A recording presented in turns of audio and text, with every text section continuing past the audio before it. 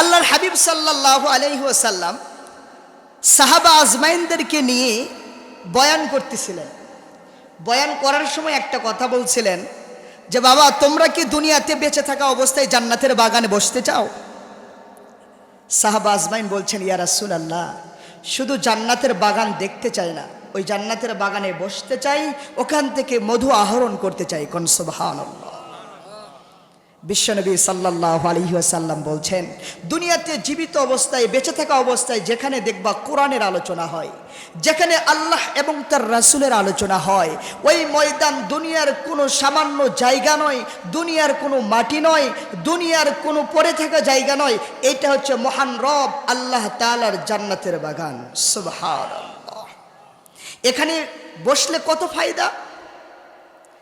আল্লাহ সুবহানাহু ওয়া তাআলার অসংখ্য অগণিত ফেরেশতা মণ্ডলী, যেখানে কোরআনের আলোচনা করা হয়, তার চতুর্দিকে বেষ্টন করে একজন ফেরেশতার উপর আরেকজন ফেরেশতা, আসমান পর্যন্ত ফেরেশতা গোটা এই মাহফিলকে এরকম কেন্দ্র করে ঘিরে রব্বে কাবার কাছে এই বান্দাদের জন্য দোয়া এবং মাগফিরাত করতে থাকে। সুবহানাল্লাহ। তাহলে বলেন তো, আমরা বসতে পেরে আমাদের লাভ না লস?